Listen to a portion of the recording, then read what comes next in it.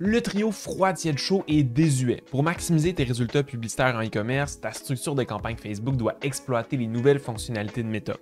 On te recommande un nouveau trio de campagne et je les présente dans cette vidéo. La structure de tes campagnes Facebook peut faire toute la différence entre des résultats moyens et des performances exceptionnelles pour ton e-commerce. En 2025, la façon d'organiser tes campagnes publicitaires Meta est devenue un facteur déterminant dans l'efficacité de ton investissement marketing. L'algorithme a considérablement évolué dans ces dernières années, rendant certaines pratiques obsolètes et en privilégiant d'autres. Et structurer tes campagnes Facebook de la bonne façon permet de débloquer toute la performance de l'algorithme et augmenter tes ventes réelles.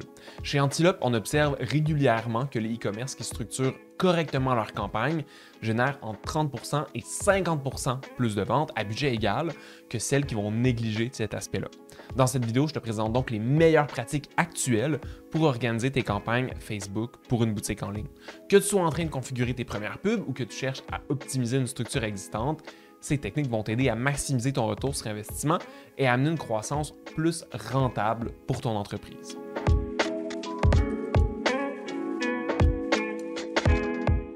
Une structure de campagne Facebook, c'est l'organisation hiérarchique de tes pubs qui se divise en 3 niveaux principaux: les campagnes, les ensembles de publicités et les publicités elles-mêmes. Mais au-delà de la définition technique, une bonne structure, c'est avant tout un outil qui va servir des objectifs précis. Premièrement, elle va maximiser tes ventes réelles et pas juste celles qui sont attribuées à Meta. Une structure efficace oriente ton budget vers l'acquisition de nouvelles ventes et pas simplement vers les personnes qui auraient acheté chez toi de toute façon. Et sans la bonne structure, c'est un phénomène qui arrive souvent. Comme Facebook veut s'attribuer le plus de ventes possible, l'algorithme pourrait aller rejoindre en priorité ta clientèle qui est déjà sur le point d'acheter et qui va passer à l'action sans nécessairement avoir besoin de tes pubs pour le faire. Mais l'objectif d'une stratégie publicitaire, c'est pas d'impressionner avec des gros chiffres dans le gestionnaire de pub, quoique, mais bien de générer un véritable impact sur ton chiffre d'affaires. Donc, structurer tes campagnes efficacement va permettre de rejoindre en priorité un marché qui n'a pas encore acheté sur ta boutique en ligne et de générer un volume important de nouvelles ventes. En point 2, une bonne structure minimise le temps de maintenance. Une bonne structure, c'est celle qui te demande le moins de temps possible à entretenir. Passer des heures à ajuster manuellement des budgets entre tes ensembles de pubs, c'est du temps que tu ne passes pas à créer des meilleures pubs ou à optimiser le taux de conversion de ta boutique en ligne. Avec la bonne structure, tu peux exploiter le plein potentiel de l'algorithme et le laisser s'occuper de l'optimisation quotidienne. En point 3, elle facilite le scaling de ton budget. La structure idéale, elle est prête à recevoir plus de budget quand tes campagnes performent. C'est un défi que rencontrent beaucoup de boutiques en ligne à qui on parle. Elles augmentent leur budget, mais les ventes ne suivent pas parce que la structure n'est pas adéquate. Si tu dois constamment créer de nouveaux ensembles de pubs ou réorganiser tes campagnes à chaque mini-modification de budget, ta structure est juste pas adaptée au scaling. Et en point 4, elle te donne les infos utiles sur tes performances. Une structure bien pensée te permet de voir clairement ce qui fonctionne et ce qui ne fonctionne pas. Elle isole les variables importantes pour que tu puisses prendre des décisions éclairées sans pour autant complexifier inutilement sa composition. Concrètement, ça veut dire avoir des campagnes segmentées par objectif d'affaires et des noms standardisés qui vont te permettre d'analyser rapidement tes résultats. Chez Antilope, on peut rapidement identifier l'impact de chaque campagne sur chaque objectif, que ce soit vente, prospect, notoriété, et comprendre quel type d'audience est atteint, une nouvelle clientèle, une clientèle existante, etc. Bref, une bonne structure, c'est pas juste une question d'organisation, c'est un outil stratégique qui te fait gagner du temps, de l'argent et qui donne une vision claire sur ce qui fonctionne vraiment dans tes pubs Facebook. Avant de continuer la vidéo, petite annonce, si tu as une question pour moi sur la publicité en ligne, sur tes campagnes, sur tes pubs ou autres, tu peux me la poser gratuitement et avoir la réponse dans le courrier de la pub, notre infolette mensuelle où je réponds aux questions de la communauté. Tu peux t'inscrire et poser ta question dans la description. On retourne au programme principal.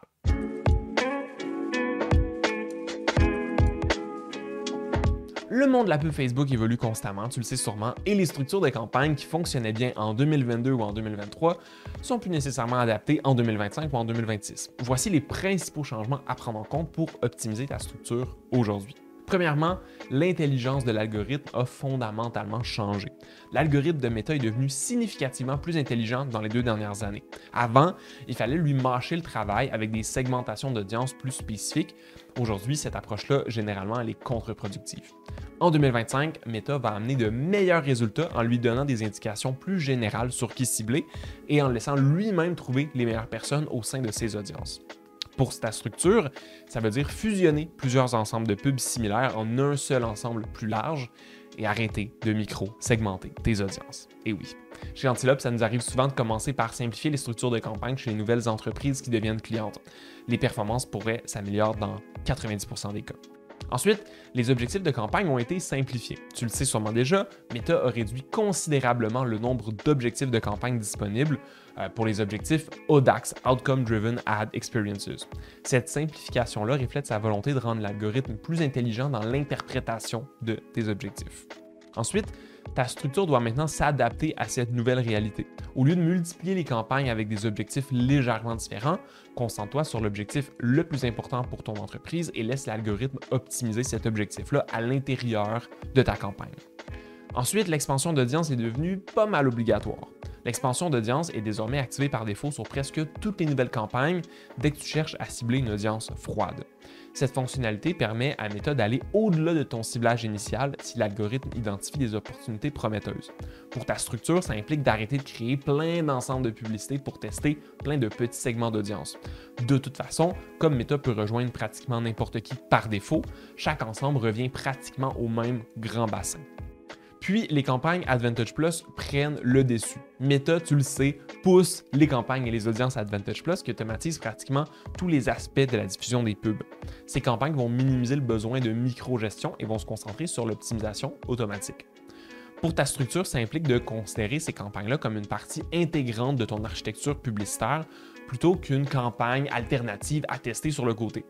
Chez beaucoup de nos clients et nos clientes, la campagne Advantage Shopping Plus, ou ASC, soit une campagne de vente avec un seul ensemble de publicités composé du ciblage Advantage, vient littéralement remplacer la campagne principale pour la génération de ventes. Finalement, le reciblage a perdu en complexité, mais pas en efficacité. Avec les restrictions de confidentialité plus strictes et la diminution de l'exactitude du pixel Facebook, le reciblage occupe plus la place complexe qu'il y avait auparavant dans les structures de campagne. Il reste efficace, mais son rôle et son ampleur ont changé. Ta structure moderne devrait concentrer une plus petite part de ton budget au reciblage pur, autour de 15 à 25 %, et diversifier les méthodes de reciblage en combinant le pixel, tes données et les interactions avec le contenu. Tout ça regroupé au même endroit. L'époque de la segmentation précise, qui permettait par exemple d'afficher une pub précise aux personnes qui ont vu une page spécifique de ton site, mais une pub différente pour les gens qui ont vu une autre page, c'est pas mal révolu. Même si c'est encore théoriquement possible de le faire, les restrictions de tracking ont fait réduire grandement les bassins de reciblage et la précision des données aussi. Donc, les techniques de micro-reciblage sont moins efficaces et demandent plus de travail qu'elles n'amènent de résultats. Ces évolutions confirment une tendance claire. Meta veut que les annonceurs simplifient leur structure et fassent davantage confiance à l'algorithme. Les structures de campagne les plus performantes en 2025 sont généralement plus simples, plus claires et plus axées sur les objectifs business que sur les micro-optimisations techniques.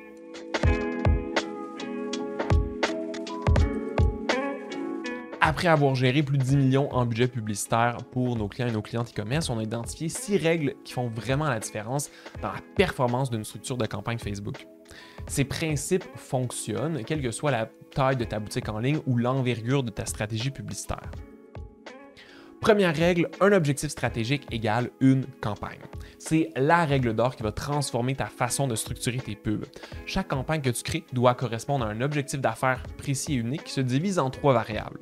Premièrement, ton objectif d'affaires en tant que tel, donc vente, prospect, notoriété. Un objectif stratégique, donc mise de l'avant de tes pubs gagnantes ou test de variables. Et la température de ta clientèle visée, froid, tiède ou chaud. Par exemple, un compte publicitaire pourrait avoir une campagne pour l'acquisition de nouvelles clientèles, une campagne pour le reciblage de vente, une campagne pour tester de nouveaux concepts créatifs de vente et une campagne pour la génération de leads. Cette approche te permet d'évaluer clairement la performance de chaque objectif marketing et d'optimiser ton budget en conséquence. Lors de nos appels de deuxième avis, on voit souvent des boutiques en ligne mélanger l'acquisition de nouvelles clientèles et le reciblage dans la même campagne. Dans une situation comme ça, c'est un peu plus difficile de savoir quel budget générait vraiment des nouvelles clientes et orienter l'investissement correctement. Règle numéro 2, évite au maximum la sursegmentation. On le voit trop souvent, des comptes publicitaires avec genre 50 ensembles de publicités qui ciblent chacun une micro-audience. Aujourd'hui, c'est contre-productif. L'algorithme de Meta est devenu très sophistiqué, mais il y a besoin d'un minimum de données pour apprendre et pour optimiser. Quand tu fragmentes ton budget dans des morceaux trop petits, chaque ensemble de pubs va recevoir trop peu de données pour que l'algorithme puisse vraiment comprendre ce qui fonctionne. Si tu as une campagne avec le budget en CBO, donc défini au niveau de la campagne, et que tu dois avoir plusieurs ensembles de publicités, limite-toi généralement à 3 à 5 ensembles de pubs. D'ailleurs, c'est de plus en plus rare qu'on a plein d'ensembles de pubs. Et assure-toi que ces ensembles-là ont des différences significatives entre eux. Tu vas donner comme ça assez de budget pour chaque ensemble pour que l'algorithme puisse vraiment apprendre. En règle numéro 3, utilise les exclusions, je t'en supplie. On a rarement vu des entreprises utiliser les exclusions d'audience de façon exagérée. Souvent, elles ne sont pas assez exploitées. L'idée de base, c'est de systématiquement exclure d'une campagne les personnes qui ont déjà accompli l'objectif désiré. Par exemple, dans une campagne de vente d'acquisition, qui a pour but de générer des ventes auprès des personnes qui n'ont jamais acheté sur ta boutique en ligne, on va venir au minimum exclure les gens qui ont déjà fait une conversion d'achat. Avec Meta, on peut créer une audience des acheteurs des 180 derniers jours. C'est aussi possible d'ajouter la liste mail des gens qui ont déjà acheté sur ta boutique en ligne pour être encore plus sûr.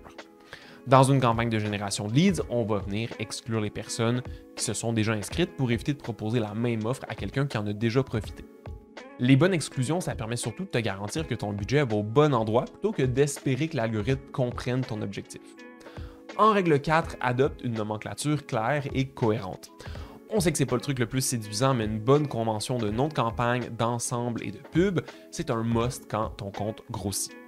Imagine devoir analyser des campagnes avec des noms genre Nouvelle campagne 3, Test avril copie, bref, c'est un cauchemar. On recommande un format simple mais efficace. Objectif, produit, date. Par exemple, vente d'acquisition, produit, juin 2025. Cette convention va te permettre de filtrer et d'analyser rapidement tes données selon n'importe quel critère. Tu vas nous remercier dans 6 mois quand tu vas pouvoir identifier en 2 secondes quelle campagne performe le mieux pour quel objectif. En règle numéro 5, est une raison d'être pour chaque élément de ta structure. Chaque campagne et chaque ensemble de publicité doit exister pour une raison précise. Et si tu ne peux pas expliquer clairement pourquoi tu as créé un ensemble de pubs spécifique ou ce qui apporte à ta stratégie globale, c'est probablement qu'il n'y a pas lieu d'être. Avant d'ajouter une nouvelle campagne ou un nouvel ensemble, pose-toi la question, est-ce que ça répond à un objectif d'affaires distinct et est-ce que ça teste quelque chose de significativement différent? Ou même, est-ce que ça cible une audience qui ne peut pas être atteinte efficacement par ma structure actuelle? Si la réponse est non, résiste à la tentation d'ajouter de la complexité pour rien. En règle numéro 6, exploite le CBO ou le Campaign Budget Optimization. En 2025, c'est devenu un incontournable. Cette fonctionnalité permet à Meta de répartir intelligemment ton budget entre les différents ensembles de pubs d'une même campagne. Le CBO, ça fait le travail d'optimisation à ta place en déplaçant quotidiennement le budget vers les ensembles qui performent le mieux.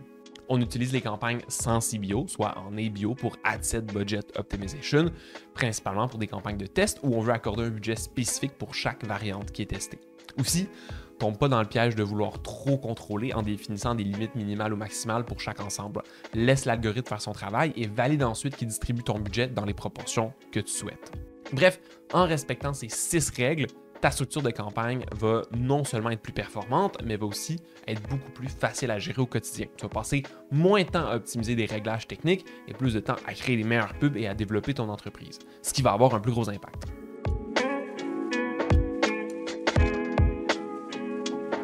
Maintenant qu'on a vu les règles fondamentales, plongeons dans le concret avec les 3 campagnes que tout e-commerce devrait avoir dans son compte pub Meta. Cette structure en 3 volets, c'est le résultat de centaines de tests et de millions investis en publicité.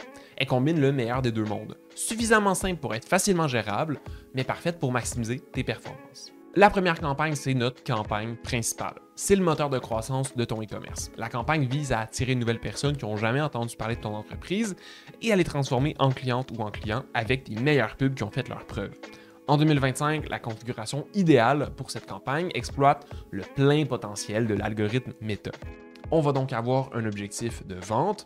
En termes de budget, on va y allouer 50 à 100% de ton budget total. Je vais y revenir sur la répartition. On va configurer le budget en CBO au niveau de la campagne. Au niveau du ciblage, on va avoir une audience Advantage Plus avec quelques guides d'intérêt et de lookalike. Et au niveau des exclusions, on va exclure les gens qui ont déjà acheté sur ta boutique en ligne. La magie de cette campagne réside dans l'utilisation de l'audience Advantage Plus. Si tu débutes en publicité, tu peux donner plusieurs suggestions de ciblage en ajoutant à ton ensemble de publicité des critères d'intérêt et des audiences lookalike. Comme ton compte publicitaire est neuf, les indications vont permettre à l'algorithme de partir plus rapidement sur le bon chemin. De notre expérience, les comptes publicitaires avec un historique, soit plusieurs mois de diffusion et plusieurs milliers de dollars investis, n'ont même pas besoin de suggestions d'audience dans la campagne principale. Ça va se faire tout seul. Côté créatif, on va ajouter ici les pubs qui ont déjà fait leurs preuves.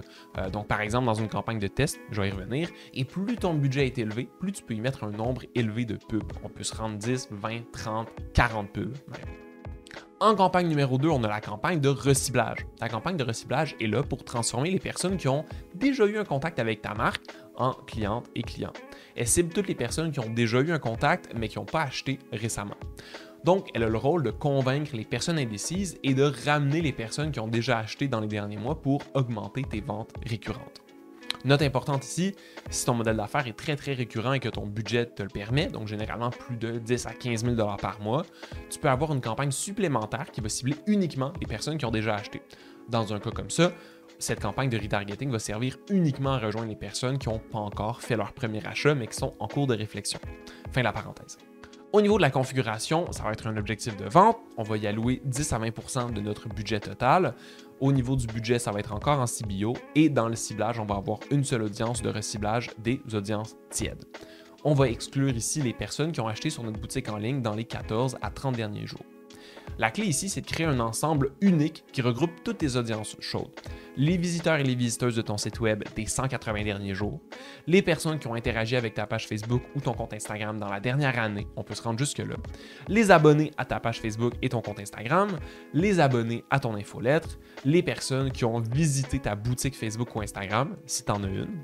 Et surtout, n'oublie pas d'exclure les achats récents, généralement dans les 14 ou 30 jours, pour éviter de dépenser ton budget sur des personnes qui viennent juste d'acheter chez toi et qui ne feront pas un deuxième achat. Veille aussi à ne pas découper ton audience de reciblage en micro-segments. Nos tests sont clairs, une audience de reciblage plus large va permettre à l'algorithme de mieux apprendre et mieux optimiser. Côté contenu, tes pubs doivent répondre aux objections communes et créer un petit sentiment d'urgence. Les promos, les témoignages clients, si tu as du stock limité, ça fonctionne particulièrement bien ici. Cela dit, on vient aussi rajouter nos publicités gagnantes de la campagne de test à cette campagne pour évaluer comment elle performe sur de l'audience qui est déjà conquise. On parle de campagne de test, justement, allons-y, c'est la campagne numéro 3. C'est une campagne qui est parfois négligée, mais qui a le potentiel de transformer tes résultats publicitaires.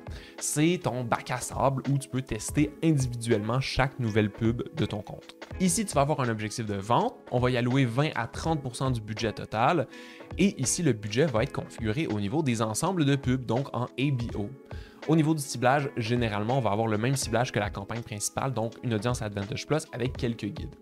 Et au niveau des exclusions, on exclut les gens qui ont déjà acheté sur la boutique en ligne. L'astuce ici, c'est que chaque ensemble de pubs va venir tester une variable spécifique. Un nouvel angle de communication, un format visuel différent, par exemple vidéo, image, carrousel, une offre alternative, donc réduction versus livraison gratuite versus cadeau offert.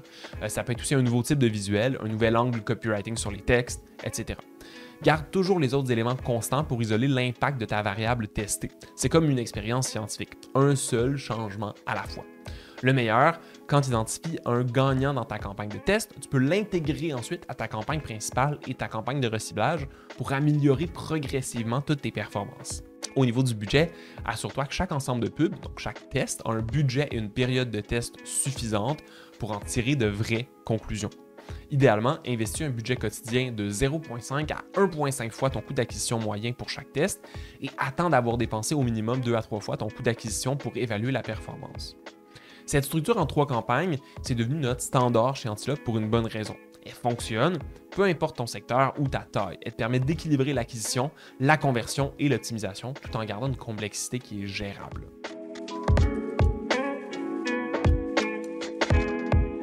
L'une des qualités principales d'une bonne structure de campagne et de ciblage Facebook, c'est sa capacité à s'adapter à ton budget. La bonne nouvelle, c'est qu'on a développé une approche qui est progressive, qui s'adapte à ton budget et qui évite de disperser tes efforts, surtout quand tu commences avec des budgets plus petits. Voici donc notre méthode qu'on a testée chez des dizaines de clientes et de clients. Pour moins de 2000 $ par mois, on va tout focusser sur la campagne principale. Quand tu débutes et que ton budget est limité, la simplicité est de mise. Donc, mets 100% de ton budget dans ta campagne principale et oublie le reste pour le moment. Pourquoi une approche si radicale? Parce qu'avec un petit budget, tu as besoin de donner suffisamment de données à l'algorithme pour qu'il puisse apprendre et optimiser. Mettre 800 $ sur 3 campagnes différentes, ça va faire en sorte qu'aucune des 3 va vraiment avoir assez de résultats pour s'optimiser. Ta campagne principale va faire le travail d'acquisition et de reciblage naturellement. L'algorithme de Meta est assez intelligent pour montrer tes pubs aux bonnes personnes au bon moment, qu'elles te connaissent déjà ou non. En plus, avec ce genre de budget, c'est possible de gérer tes propres campagnes sans l'aide d'une agence. En gardant ça le plus simple possible, t'évites le travail d'optimisation à la main. Ensuite, pour un budget de 2000 à 5000 $ par mois, on va venir ajouter la campagne de reciblage. Avec un budget de 2 à 5000, tu peux te permettre d'ajouter une campagne de reciblage qui va optimiser ton chemin de conversion. Ta répartition idéale devient 85 à 90% de budget sur la campagne principale et 10-15% sur la campagne de reciblage. L'objectif du reciblage, c'est de récupérer les personnes qui étaient sur le point d'acheter, mais qui ont eu besoin d'un petit coup de pouce supplémentaire. Généralement, cette campagne de reciblage, qui rejoint un public tiède, va aller chercher un retour sur investissement vraiment plus élevé que ta campagne principale. Et c'est voulu. Cela dit, il ne faut pas faire l'erreur de surinvestir en reciblage. Si tu investis plus de 20% de ton budget dans une campagne de ce genre-là, tu risques de saturer rapidement ta communauté et pas acquérir assez rapidement de la nouvelle audience, ce qui est le rôle de ta campagne principale. Si tu investis plus de 5000 $ par mois, on va avec l'arsenal complet. Avec plus de 5000 $ à investir en pub méta, ta répartition optimale va ressembler à 60 à 70% du budget sur la campagne principale, 10-15% sur le reciblage et 20 à 30% sur la campagne de test. Avec ces 20 à 30% de ton budget qui est dédié au test, tu peux systématiquement explorer de nouvelles opportunités et améliorer continuellement tes performances. Et avec cette structure de campagne, tous tes tests vont pouvoir se faire de façon stratégique et systématique avant que les variables gagnantes soient ajoutées à ta campagne principale ou à ton reciblage. Évidemment, ces pourcentages ne sont pas coulés dans le béton. Ajuste ta répartition de budget selon tes performances réelles. En phase de scaling, donc quand tu augmentes ton budget, ça peut être intéressant d'ajouter plus de tests créatifs, ce qui pourrait faire monter la proportion de ta campagne de test.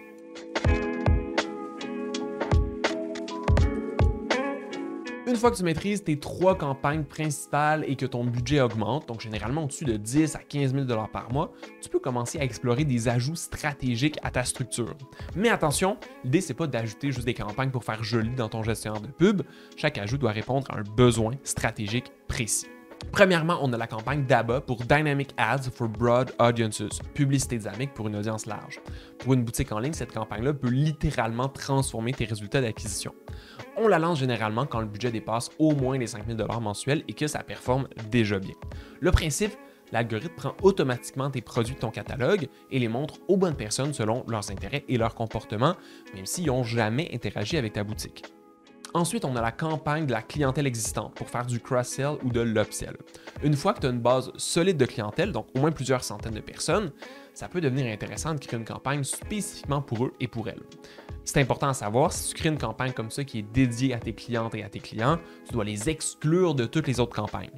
Cette campagne va cibler exclusivement tes anciennes clientes et tes anciens clients pour faire des achats répétés de leurs produits favoris, pour leur proposer des produits complémentaires à ceux qui ont déjà acheté et des versions premium ou des nouveautés pour ça. Tes clients existants font déjà confiance à ta marque, donc ils et elles convertissent beaucoup plus facilement. Généralement, on voit des retours sur investissement qui sont 5 à 10 fois plus élevés que sur des campagnes d'acquisition classiques. Cela dit, priorise quand même des publicités qui visent à augmenter la récurrence de tes clients et leur panier moyen. Si tu utilises simplement les mêmes pubs que dans tes autres campagnes, tu viens diviser inutilement tes segments d'audience. En point 3, on a la campagne ultra froide. Si tes produits demandent un temps de réflexion court avant l'achat, moins d'une semaine, et que ton volume de vente est suffisamment élevé, tu peux tester une campagne d'acquisition complètement froide qui va cibler uniquement les personnes qui n'ont jamais eu de contact avec ta marque. On parle d'une campagne d'acquisition, donc comme ta campagne principale, mais qui exclut à 100% les personnes qui ont visité ton site ou qui ont interagi avec tes réseaux sociaux. Bref, du 100% froid, du congelé. Pourquoi faire ça? Parce que la campagne ultra froide force l'algorithme à explorer des nouveaux territoires et uniquement rejoindre la nouvelle clientèle. Cela dit, pour que la campagne fonctionne correctement, elle doit générer plusieurs résultats par jour. Donc, on recommande minimalement d'être capable d'aller chercher 20 à 30 ventes par semaine avec la campagne. En dessous de ça, l'algorithme ne va pas fonctionner à son plein potentiel et il vaudra mieux garder ton budget publicitaire dans ta campagne principale. En campagne 4, on a l'expansion géographique. Quand ton marché local performe bien, ça peut être tentant d'étendre à d'autres régions. Mais attention, mélange jamais tout ça dans une seule campagne. Pour chaque nouveau territoire, crée une structure dédiée. Ça va te permettre d'adapter tes messages aux spécificités locales, et on le sait, c'est très important, de comparer les performances entre les régions, tout ne va pas fonctionner de la même façon, d'ajuster tes budgets selon les opportunités. En campagne 5, on a la génération de leads. Pas tout le monde est prêt à acheter immédiatement sur ton site. En fait, plus de 95% des visiteurs et des visiteuses vont repartir sans commander pendant leur première visite. Une campagne de génération de leads, ça va récupérer ces personnes qui sont intéressées, mais qui ne sont pas encore prêtes et prêts. Cette campagne peut offrir un guide gratuit, un code promo ou même un webinaire qui présente tes produits. Généralement, grâce au marketing par courriel, tes leads vont convertir dans les semaines suivant leur inscription. Tu construis une relation avant de vendre, ce qui fait toute la différence. Bref, c'est un investissement à moyen terme qui va payer vraiment, vraiment beaucoup. Et en campagne 6, on a la génération de notoriété, de contenu de marque. Ici, on sort complètement de la vente directe pour se concentrer sur la construction de ta marque. Cette campagne vise à mettre de l'avant tes articles de blog, des vidéos éducatives et les coulisses de ta marque ou ton contenu. L'objectif, c'est de créer une connexion émotionnelle, un lien, avant même que les gens pensent à acheter. C'est particulièrement puissant pour les produits à considération longue, les marchés très compétitifs et les marques qui se différencient par leur personnalité.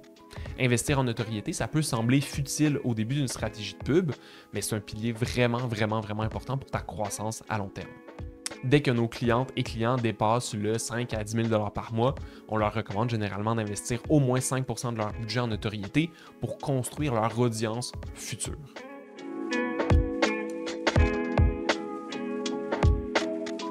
Ton e-commerce fonctionne localement et tu commences à regarder vers d'autres horizons, super nouvelle. Mais attention, l'expansion internationale, ça ne se fait pas en ajoutant juste un nouveau pays dans ton ciblage existant.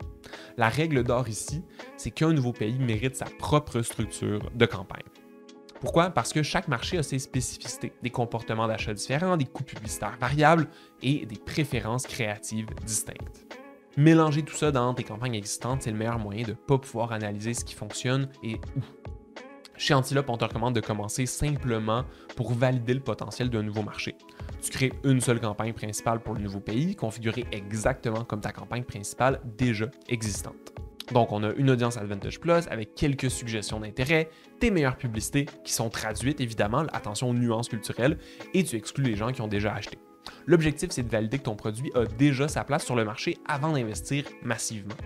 Une fois que ton nouveau marché génère des ventes constantes et que ton budget le permet, tu peux déployer la structure complète en ajoutant une campagne de reciblage et éventuellement une campagne de test. C'est exactement la même logique que ton marché local, mais dans une campagne, dans une structure séparée pour faciliter l'analyse. La chose importante à retenir, c'est qu'il vaut mieux traiter chaque nouveau marché comme un projet distinct.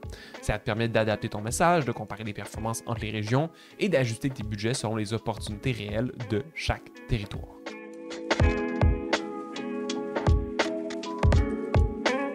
Les boutiques en ligne ont parfois tendance à se concentrer uniquement sur les ventes directes en oubliant le potentiel énorme de la génération de leads.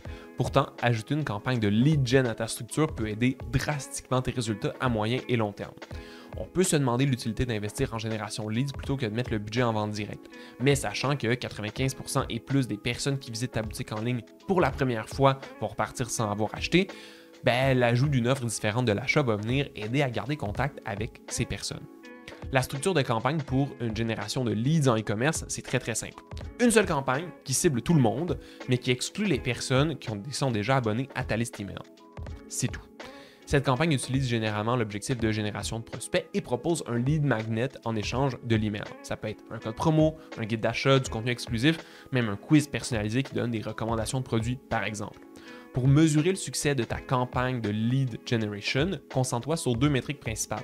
Le coût par lead et surtout le taux de conversion de tes leads en clientes et clients sur les 90 à 180 jours. Les leads générés via ta nouvelle campagne vont pas nécessairement acheter rapidement, mais on cherche tout de même à les faire convertir à moyen terme pour rentabiliser cet investissement.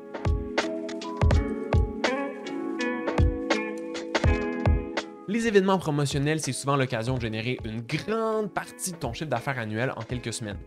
La bonne nouvelle, c'est que tu n'as pas besoin de transformer toute ta structure de campagne pour en profiter. Contrairement à ce qu'on pourrait penser, on ne recommande pas de créer des campagnes complètement séparées pour tes événements promotionnels. À la place, on va préférer une approche qui est plus simple et qui est plus efficace. Tu viens ajouter tes pubs promotionnelles directement dans tes campagnes existantes. Voici comment ça fonctionne concrètement. Dans ta campagne principale et ta campagne de reciblage, tu ajoutes les nouvelles publicités avec ton offre promotionnelle à côté de tes publicités actuelles. L'algorithme va venir naturellement faire compétitionner toutes tes publicités ensemble et mettre l'accent sur celles qui performent le mieux pendant la période. Si tes pubs de promo sont plus efficaces, elles vont naturellement recevoir plus de budget. Si tes publicités régulières continuent de bien performer, elles vont garder leur part. De toute façon, toutes tes publicités amènent vers ton site web où ta promotion est présentée. Et dans ta campagne de test, tu peux ajouter des nouveaux créatifs promotionnels avec un budget dédié, comme tu l'aurais fait pour tester un nouveau concept de pub. Ça va permettre d'allouer un budget spécifique pour la promo, en plus de tes campagnes principales et de reciblage. Cette approche a plusieurs avantages. D'abord, tu ne perds pas l'optimisation de l'algorithme qui est accumulée dans tes campagnes existantes. Ensuite, tu simplifies ta gestion en évitant de jongler entre plusieurs structures et surtout, tu laisses l'algorithme décider naturellement quelle pub mérite le plus de budget selon les vraies performances. L'idée, c'est de garder ta structure simple et efficace même pendant les périodes de promo. Voilà, tu as maintenant toutes les clés pour structurer tes campagnes Facebook comme un ou une pro. On a couvert beaucoup de terrain dans cette vidéo, mais retiens surtout l'essentiel. Une bonne structure, c'est simple, c'est stratégique et ça te fait gagner du temps et de l'argent. Commence avec les 3 campagnes, principale, reciblage et test, puis ajoute progressivement les éléments plus avancés selon ton budget et tes besoins. L'algorithme de Meta est devenu ton meilleur allié, mais seulement si tu lui donnes le bon cadre pour travailler. Évite de micro-gérer et laisse-lui faire ce qu'il fait de mieux, trouver les bonnes personnes au bon moment pour ton entreprise. Voilà, si tu penses que j'ai oublié quelque chose ou que tu as une question, n'hésite pas à le mettre en commentaire. Sinon, tu peux t'abonner et aimer la vidéo pour ne pas manquer les prochaines. Si jamais tu veux plus de contenu gratuit, il y en a vraiment plein dans la description. Salut!